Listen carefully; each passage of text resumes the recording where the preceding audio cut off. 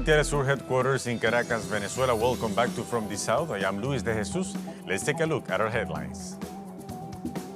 Humanitarian aid continues to arrive to Lebanon in the aftermath of the huge explosions registered at the port of Beirut last Tuesday.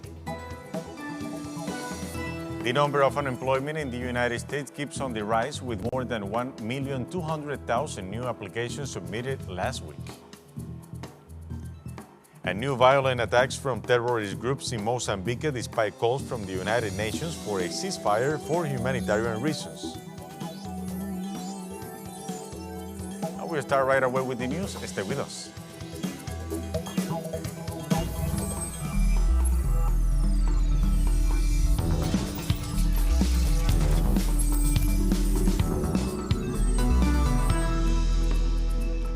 We start now. The Secretary General of the Arab League has called on the international community to accelerate the delivery of humanitarian aid to Lebanon following the disaster in Beirut.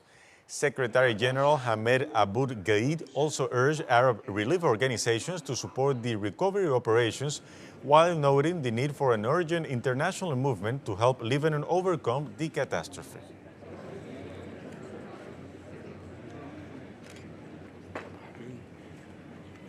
And from Lebanon, Wafika Ibrahim has more details. The amount of losses in human lives in the port of Beirut increased to 137 and the number of wounded to 5,000, while the search for missing people continues. The State Department of the United States announced the death of at least one U.S. citizen and the injury of others in the explosion that occurred in Beirut. Also, two ministers of the French government said that the French architect Jean-Marc Bonfils died in the disaster, while other 24 French were injured in the explosion. The residents of Beirut began to remove the rubble and clean up their streets after the disaster that devastated the country. The Council of Ministers of Lebanon has announced its decision to place under house arrest all the responsible ones of the port of Beirut until the responsibility for the explosion is determined. It was also decided that all those who manage the process of Stone Age and monitoring of the ammonium nitrate law from 2014 will be placed under house arrest. It is worth to recall that many senior Lebanese officials and agencies were aware of the existence of this explosive material at the port of Beirut several years ago. The Council of Lebanese Ministers also announced the state of emergency in Beirut for a period of 2 weeks, while military personnel is the one to assume responsibility for maintaining the security in the capital. The Lebanese President Michel Aoun has visited the place of the explosion in the port of Beirut, from where it has announced the determination of the Lebanese authorities to continue the investigations of the explosion and to impose hard sanctions on the negligent officials. Followed by a meeting with Aoun, President Macron said it is important to implement the program of the International Monetary Fund for Lebanon, and that the first objective of his visit to Lebanon is to express solidarity with the country and the Lebanese people and to support the wounded and the families of those killed and affected. Another issue over the situation is the North American blockade in Lebanon. The confrontation with this blockade should be unified between Lebanon and Syria, and Lebanon really needs Syria. Lebanon needs electricity from Syria, in addition to maritime freight and transit services. It is worth to inform that a Chinese company, one of the top 5 largest in China, has announced on Wednesday its willingness to rebuild the port of Beirut. The decision to move forward is in the hands of the Lebanese government. Thank you to Wafika Ibrahim for that report. And hundreds of Palestinians held a candlelight vigil on Wednesday to express their condolences and support for Lebanese people. Residents in the city of Rafah in the south of Gaza Strip paid tribute to the victims of the explosions in Beirut. Meanwhile, in the city of Khan Yunis, dozens participated in a blood donation campaign to help Lebanese health authorities in the recovery of the thousands injured. We are here in solidarity with our dear Lebanese people, and we wish them peace. We send all our prayers to the Lebanese people from the besieged people of Gaza. We are here in solidarity with our dear Lebanese people and we wish them peace. We send all our prayers to the Lebanese from the besieged people of Gaza. Morocco also sent humanitarian aid to Lebanon aboard 8 airplanes carrying over 250 tons of basic foodstuffs and 21 tons of medicines and medical supplies and equipment. Coordination efforts are also ongoing to install a field hospital to treat those injured in the blast in Beirut. And the residents of Yemen's southwestern city of Taiz gathered to show their solidarity with Lebanon after the massive explosions that has destroyed large parts of Beirut. Today the people of Taiz, from all affiliations, with all their humanity and Arabism, raise the Lebanese and Yemeni flags and message to say we love you, and that Beirut will not die. We stand in solidarity with Beirut, with Lebanon, with the people of Lebanon. Flags were raised in Cairo Castle, in solidarity with the Lebanese people. In another subject, Iraqi officials reported a massive fire in more than 20 warehouses of wholesale markets in the central city of Najaf this Wednesday. Fire brigades from other provinces of the country were sent to the scene to control the flames. Local sources believe the fire was caused by an electrical malfunction. Despite the serious material and economic damages, no deaths have been reported. The warehouses are one of the main points of sale in the city. And we go now to a short break. Follow us in Twitter at Telesur English and Luis Telesur. We'll be right back.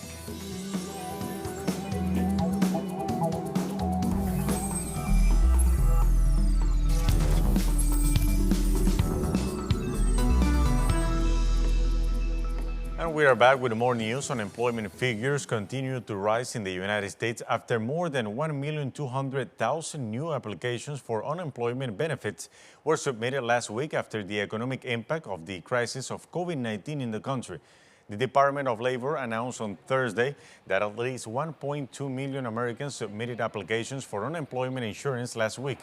The situation comes as Republicans and Democrats debate over whether to continue to provide a weekly unemployment benefit of $600 in the midst of the rise of COVID-19 cases.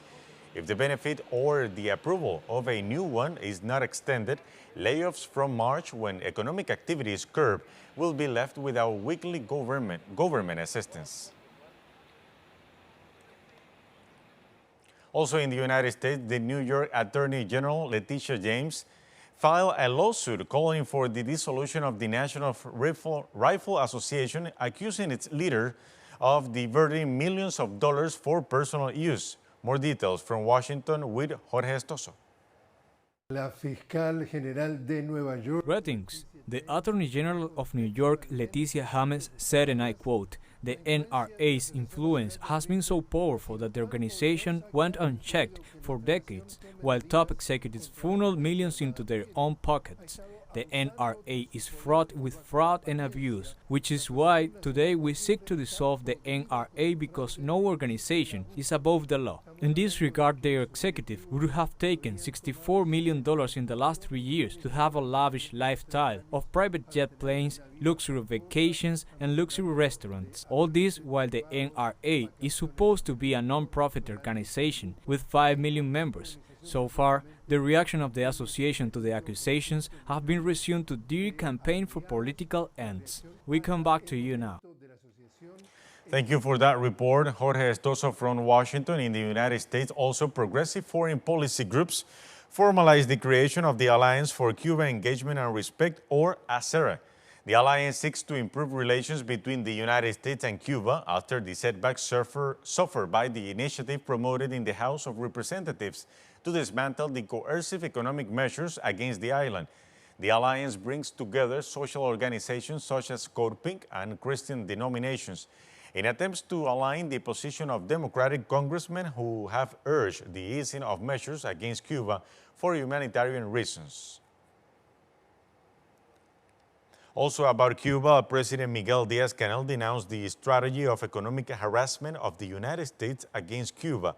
He said on Twitter that the U.S. versus Cuba plan pursues to take advantage of the spread of the virus to increase the cost of the economic blockade, increase the shortages, and cause the suffering of the people, restrict the sources of income, and force the population to face greater shortages. In another news, Bolivia in the indefinite general strike continues with the blocking of roads called by the Bolivian Workers' Federation and the Pact of Unity in demand for the celebration for the general elections. The protest started on Mondao with the blockades of the road that unites the city of El Alto with the interior of the country in the Upper Valley and the Tropic of Cochabamba. Also in San Julian, in the department of Santa Cruz, and in rural sections of the department of Oruro and Chuquisaca. The national elections were to be held on May 3rd. However, because of the spread of COVID-19, they have been postponed 4 times. In Chile, Mapuche political prisoners have refused to take part in the government's so-called intercultural talks. The 8 Mapuche political prisoners on hunger strike at the Angle prison decided on Wednesday that they would no longer drink water due to the lack of progress in talks with the government of President Sebastián Piñera. Leader of the prisoners, Rodrigo Curipan, stated that they would not take part in the intercultural talks organized by the Ministry of Justice on Friday, which will bring together Mapuche leaders, academics, and other professionals. Rodrigo added that for them, these meetings do not respond to the critical situation of the 27 Mapuche prisoners held in different prisons in the Araucanía and Biobío regions, and have little to do with critical view and openness of the implementation of the International Labor Organization's Convention number 161.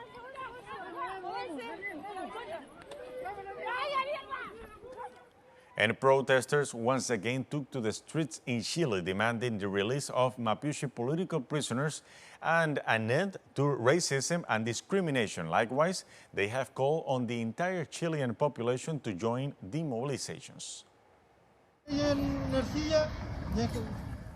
We demand freedom for our brothers who are carrying out a hunger strike, because our brother in Angle prison also stopped drinking liquids, together with the other brothers in Temuco prison, to demand their freedom and Convention 169, and also to say that we do not want any more raids of Mapuche communities.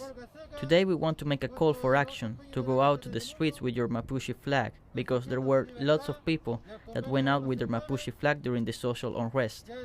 That is why we have made this call, so that we protest, so that this does not go unpunished. No more discrimination against the Mapuche people. We demand freedom for all Mapuche political prisoners. Argentina's Vice President Cristina Fernández de Kirchner has filed a lawsuit against Google for defamation. The Vice President's lawyers filed a request before the Civil and Commercial Federal Court for technological expertise against Google that will form evidence for a lawsuit. The complaint stems from May 17th, when a Google search into her name returned a result with thief of Argentine nation in the place where the vice president's political position should have been. In view of this scenario, the lawsuit claims that the internet giant published false and offensive information, tarnishing the name, image, and honor of the claimant.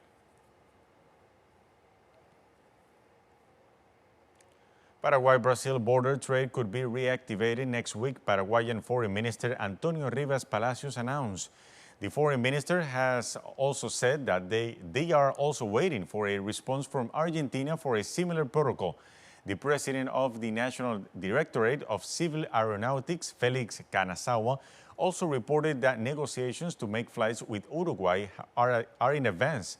The so-called travel bubbles aim to establish corridors between cities or countries with the same level of health.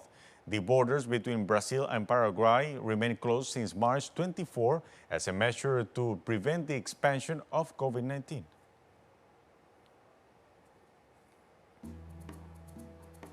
And we have more news coming up after a final short break. Stay with us.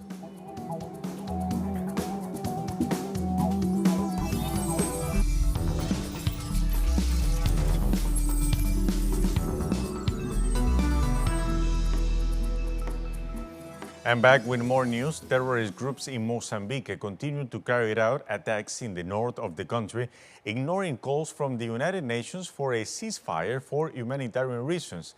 Slady Mutemba reports from the field. For more than 3 years, Mozambique has been the scene of insurgent attacks in the northern region of the country, particularly in the Cabo Delgado province. This situation is of concern to the Mozambican authorities, as the phase and motivations of these conflicts are unknown. The United States issued a statement this week stating that what is happening in the north of the country has the imprint of the Islamic State. The former executive secretary of the CPLP, Murade Murarji, says that what is happening in the Mozambican territory is a movement coming from abroad and passing through Somalia. The population of Cabo Delgado currently lives moments of insecurity caused by the insurgency and the depending of the pandemic. Thank you for that report. And Ivory Coast President Alassane Ouattara announced he is prepared for a tense presidential polls in October, which come after years of political turbulence and a civil war in the country. Faced with this case of force majeure and out of the civic duty, I have decided to respond favorably to the call of my fellow citizens, asking me to be a candidate in the presidential election of the 31st October 2020. I am therefore a candidate in the presidential election of October 31st, 2020.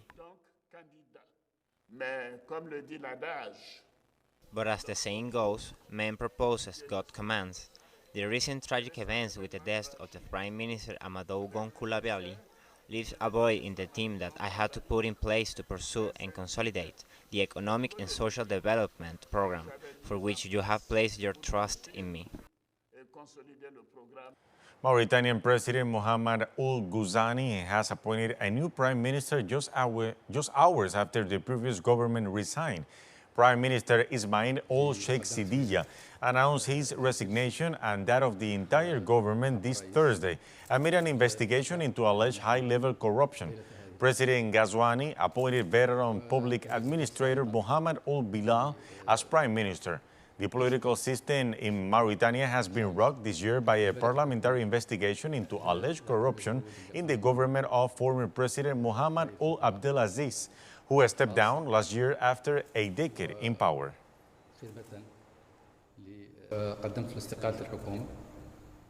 I tendered the government's resignation to the president. It was an opportunity to thank him for the trust he had placed in me during that period. I would also like to take this opportunity to thank the government team for the efforts made throughout this period in the service of Mauritania and its people. Congolese authorities announced the withdrawal of Zambian troops from disputed border territories this Thursday. Le rapport de la mission SADC effectué. The report of the SADC mission carried out from the 22nd to the 29th of July 2020 led to Zambia's recognition that the border territories of Kalumbamba and Kibanga that it had occupied belong to the Democratic Republic of the Congo. As of August 4th, 2020, our competent services and all Congolese and foreign officials have noted the effective withdrawal of Zambian troops. The Joint Committee also ordered the installation of the provisional border pillars, pending the construction of the final border pillars and the use of durable materials. This, of course, has not put an end to all aspects of this dispute, which will continue to be the subject of negotiations between the two parties.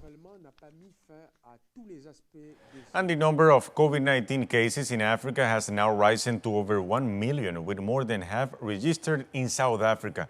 The continent's worst-hit nation has now confirmed over 538,000 cases, including over 8,000 new cases reported on Thursday. Meanwhile, South Africa's death toll stands at over 9,600. Egypt comes in second place in the African continent, having reported just over 95,000 cases, followed by Nigeria, which has confirmed almost 45,000.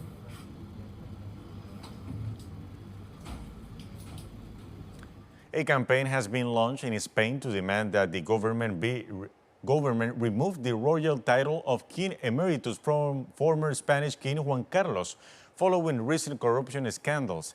The honorary and lifetime title was awarded to Juan Carlos after his abdication in 2014 by the government of Mariano Rajoy.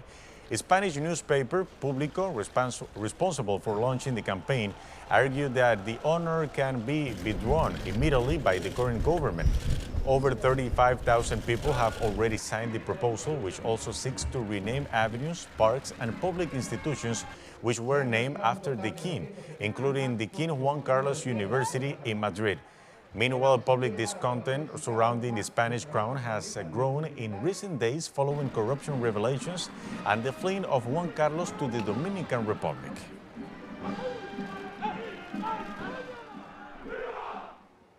Spanish Health Ministry has denied that the country is facing a second wave of COVID-19 infections despite a spike in cases in recent days. According to the Spanish government's own figures, over the past 7 days, more than 19,000 new COVID-19 cases have been confirmed, representing an average of nearly 2,800 per day. A week earlier, the rate was an average 1,900 cases per day, and the week before that, the daily figure was 1,400.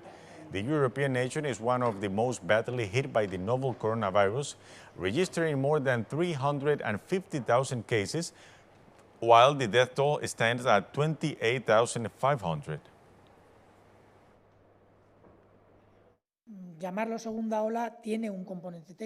It is true that calling this a second wave has a technical component. I would not call it a second wave until we have uncontrolled community transmission that really represents an increase in transmission, and not just that. We detect a lot more of it. But it is true that there is also a part of the concept that is very semantic. It's a great concept that's quite fuzzy. The same situation in some cases could be called a second wave. In others, it's not. We have more detection, and that means in the data we detect more cases. This does not mean, please do not misunderstand, that we do not continue to have transmission. We continue to have, and therefore this data is real, but it is difficult to compare it with previous months. And now we've come to the end of this news brief. Remember that you can find this and many other stories at our website at telesurenglish.net. And you can also join us at social media, Facebook, Twitter, and Instagram. For Telesur English, and Luis de Jesus, thank you for watching.